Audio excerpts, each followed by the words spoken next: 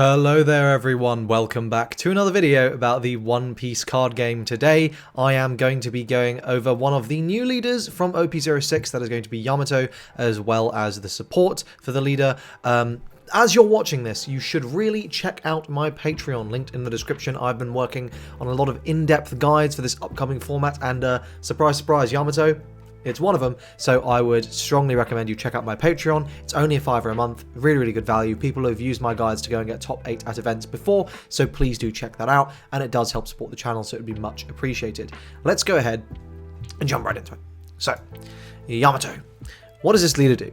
This is an exceptionally powerful leader. So it is yellow-green, double attack, activate main once per turn. If your opponent has 3 or less life, attach up to 2 rested Don to one of your characters. Now, that first restriction may as well not exist, because the way the deck plays is you spend the first turn or two loading up the first attack or two loading up the plate on your leader, making sure you connect 1 attack to get them down to 3, and then this effect is live, right? And it's completely unrealistic for your opponent to counter through like 2 or 3 turns of that. So this is basically always going to be live, which means that you essentially just get a strictly better Red Luffy effect pretty much for the entire game, plus double attack built in on the leader, which is extremely scary. So yeah, this leader is obviously very good. Now, the downside of this leader is it's very much promoting like a playstyle of very Ooga Booga aggro rush, which is fine. I don't know. I don't think it's particularly fun. You know, like, and in many ways, like, green and yellow is not the best color combination. So whilst you are getting like some powerful effects in the form of like that double attack, and like Hody Jones is basically the card that's hard carries this deck. Outside of that, I don't really think there's that much going for it. But let's go ahead and talk through. So first we got Hody Jones. I need to mention this guy because he's by far the most important part of the deck. I don't think this Yamato is even remotely playable without Hody Jones. And Hody is a rush on play, rest up to a total of 2 of your opponent's characters or Don, then put the top of your life into your hand. So what is this doing? One, because your opponent's probably going to be focused on board, this is going to let you actually access some life, access some card advantage, which is quite nice. More importantly, it's going to tap down your opponent's blockers, or it's going to tap down their ability to counter, which is huge. It has rush, and the third thing is this is a 10k swing, because you use the leader effect and slap the Dons onto Hody, and suddenly it is a 10k rusher, which is unbelievably good. This card is absolutely the heart and soul of the Yamato deck. I really don't think it functions without it. Okay, so onto the new support. We got Inarashi. This is a 4/5, 1k counter, Don 2 when attacking. You may discard 1 card from your hand. KO up to 1 of your opponent's characters with a cost equal to or less than the number of your opponent's current life cards. Trigger if your opponent has 3 or life or less, play this card. So, as you can imagine, this card is fucking terrible, because it completely works in the opposite way of like how this leader is meant to work, right? So here we have a card that's very obviously designed for the Yamato deck, right? It's Land of Wano. It's a Don 2 on attack effect, which, oh, whoa, surprise, surprise, Yamato's going to make free. You discard to KO based on the opponent's life? Haven't you just been spending the first few turns of the game trying to get that shockingly low? And even if your opponent is like this card just absolutely doesn't make any sense whatsoever, because if your leader effect isn't live, meaning that the effect on Inuyasha is actually pretty good, fine, but your opponent is going to be on high life, and why wouldn't I just play Gadatsu at that point? You know, because I'm going to need to manually attach the 2 Don to this card. I have to wait a turn. This is, you know, okay, fine, it's repeatable in air quotes, but I mean, it's just going to get removed. Yeah, I don't know, I think this card's pretty terrible. Next we got Onami. This is the opposite of pretty terrible. This card is quite toxic. This is a 2/3, 1k counter. On play, give up to 1 of your leaders or characters, banish.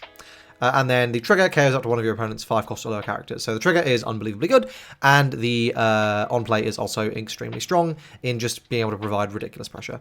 The thing is, like, very rarely will you actually land a double attack with Onami, unless you're literally slapping like 5 Dons onto it, and at that point you've just spent 7 Don to like do nothing. You haven't established a board and hope they don't have a blocker. So, I don't know. I think this card, yeah, okay, toxic in air quotes, like, it's just annoying. But I think, you know, it's annoying in the same way that every good yellow trigger is annoying. It's bullshit RNG that you can't really play around, because they have such a wide spread that you choose one not to play around, and, you know, 99% of the time, that's the one they have. So, but yeah, this card is obviously very good, and it's played. Next, we've got Kawamatsu. This is a 3/5. When attacking, you may discard 2 cards. Return up to 1 of your opponent's power 0 character to the top or bottom of its owner's life face up. And then if your opponent's at 3 or less life, you play this card. So again, this is pretty bad. You might play it just because it's a 3/5 that plays itself for free, and that's, you know, that trigger is obviously very good. So that might be a reason to play it. I doubt you're really going to be using the trigger effect that much, but you know, it's not awful if you're returning stuff like your own Hiyori into your life, because you can think of that like that's an attack. It's essentially being neutral in card advantage if you're healing your own thing, because yeah, you had to discard 2, but you're adding back a card to your hand that you didn't have before, that was useless on the board, right? Like completely useless. It wasn't doing anything. So you're actually getting back a 2k counter, and the attack you would have countered with, let's say, at least 1 card from your hand, you now don't have to counter. So it is card neutral. So this card's like fine, but nothing like crazy. Next we've got Okiku. This is the most widely played card, I think, from this set in yellow. This is a 4/6. On KO, if your opponent's life is 3 or less, place the top card of your life of your deck into the top of your life, and the trigger plays it if your opponent's 3 or less life. So yes, obviously healing is kind of nuts. The problem with this card is it does nothing against Sakazuki, who are just going to bot deck it. But I mean, you know, okay, your deck doesn't function great against Sakazuki. Oh no, what deck does? So that's fine. Yeah, this card is obviously very good. Okay, next we've got Hiyori. So this was the card I mentioned. This card is Unreal. This is a 2k counter, 2/0. On play, you may put the top or bottom card of your life pile into your hand and put up to 1 card from your hand on top of your life stack. So you stack a trigger you want, you know, potentially draw something that you're missing, and then it's absolutely perfect to play with something like a Katakuri or any way of just getting cards from your field into your life. There's more than that. There's more than just Kawamatsu, because the next card is Momonosuke. This is a 5/6 blocker, and on play, place up to 1 of your Wano type characters other than Momonosuke on the top or bottom of its owner's life pile face up. So this whole deck like synergizes very, very well with being able to like basically actually make really good use of Hiyori and then like chucking it away to get back again. So yeah, super, super, super good card. Both of these are essential, I think, in a lot of yellow decks. They're very, very, very powerful. Okay, next we've got a 1/2 here with the trigger up to 1 of your Land of Wano type leader or character cards, gains 2k power during this turn. So this is actually like a really good trigger, because if you just randomly become Whitebeard, like as if you'd played 9-bit, but I'm not 100% sure if it sees play, because obviously you kind of just have to specifically stack it for it to be any good. But yeah, I mean it's a pretty good trigger. Okay, next we've got Denjiro. This is a 5/6, absolutely does see play. Don 2, if your opponent's life is at 3 or less, this character cannot be KO'd by effects, and if your opponent's life is at 3 or less, you play this card as trigger, and that's the reason this card is played. The Don 2 is like, whatever, right? I mean, like, you know, when you put the 2 Don on it, it's also an 8k, so outside of hard effect removal, like, nothing was going to target this anyway. Like, you know, you're hardly getting jet pistoled, right? So, yeah, I don't know, it's fine. Well, no, it's fine, it's very good, because it's a 5/6 that you play for free, but, like, yeah, the effect is whatever. Okay, next we've got Nekomamushi. This is a 4/5 with, again, the same trigger to play it, 1k counter. Don 2, this character can also attack your opponent's active characters. I quite like this card. I think this card's pretty good. That's a nice level of versatility. Again, it's free in Yamato deck. It actually functions with the deck, so yeah, this card's pretty good. And obviously it's going to see play because of that trigger anyway. And finally, we have got Raizo. This is a 3/4, 1k counter. When attacking, you may discard 1 card from your hand, rest up to 1 of your opponent's Don cards, and the trigger plays it. So if we ever enter a Whitebeard LOL format or a GP Doffy LOL format, then this card suddenly becomes quite good. But outside of that, I don't think it is all that. Okay, so in terms of support, you should probably look at picking up outside of cards in the set. You want to look at those classic yellow staples from set 3, the Katakuris and such. Any trigger on plays are going to be really, really good. You also, mandatory, are going to need to go back to set 1 and pick up the essential Wano cards from that set, and set 2.